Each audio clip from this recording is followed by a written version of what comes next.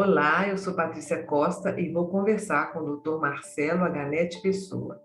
Ele é psicólogo e vai responder algumas perguntas sobre saúde mental. Essa é mais uma prestação de serviços oferecida pela Par Impar, editora independente. E você está ouvindo o programa Chá Conosco. No programa anterior, você nos esclareceu sobre o que venham a ser os sinais e os sintomas no campo da saúde. Hoje, eu gostaria que você esclarecesse o que vem a ser, então, doença. Falando agora de doença, a Organização Mundial de Saúde nos diz que doença é qualquer ausência de saúde, acompanhada por alterações do estado de equilíbrio de uma pessoa em relação ao meio ambiente. Dessa forma, o termo doença engloba o prejuízo das funções da psique, de um órgão em específico ou do organismo como um todo, o que dá origem a sintomas e sinais característicos. Para que uma condição seja considerada uma doença, é preciso que ela atenda a 3 critérios. Quais são esses critérios, Marcelo? Primeiro, ter uma causa reconhecida. Segundo, manifestar-se por meio de uma sintomatologia específica. E terceiro, provocar alterações no organismo, sejam elas visíveis ou detectadas por meio de exames. Como as doenças se manifestam? As doenças podem tanto ser causadas por fatores externos, como infecções por vírus, bactérias e fungos, ou por fatores internos, como malformações ou disfunções. Exemplos de doenças por causas externas. Alguns exemplos de doenças causadas por fatores externos são o resfriado, a gripe, as pneumonias e as micoses. Ótimo! E quanto às doenças por causas internas, você tem como exemplificar para nós?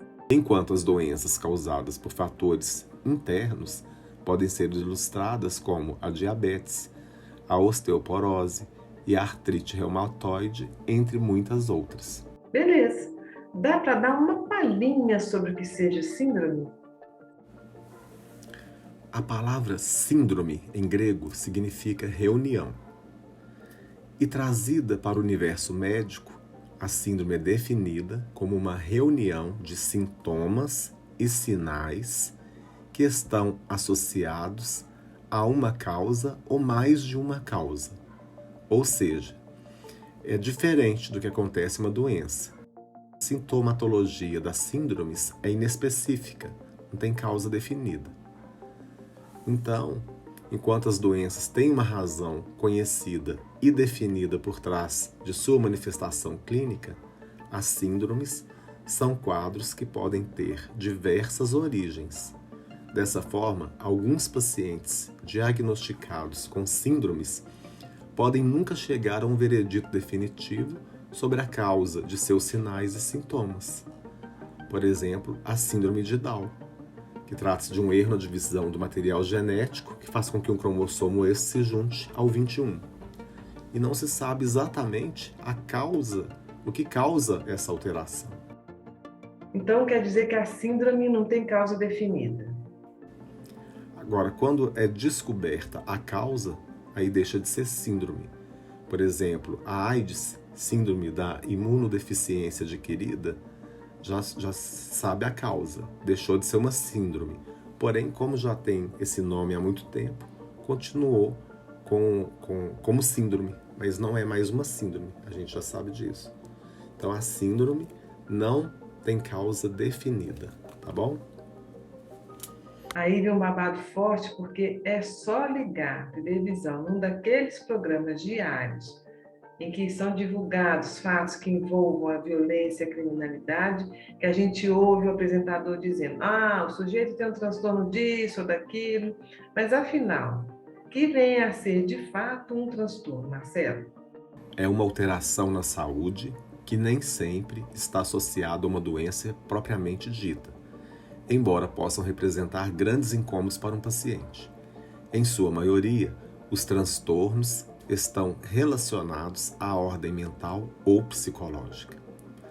Os transtornos mentais incluem qualquer quadro que possa comprometer a vida pessoal, familiar, social e profissional de um paciente, influenciando, inclusive, a forma como ele enxerga a si próprio e as pessoas e situações ao seu redor.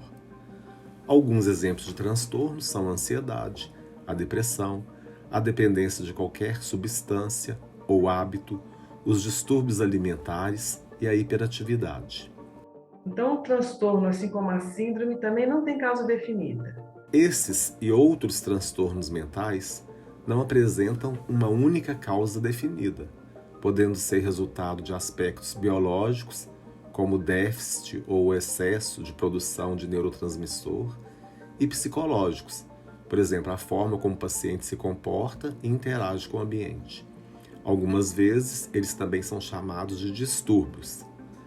Quando se fala em alterações de ordem mental, prefere-se o termo transtorno, porque o paciente raramente apresenta todos os sintomas e sinais que caracterizam uma doença.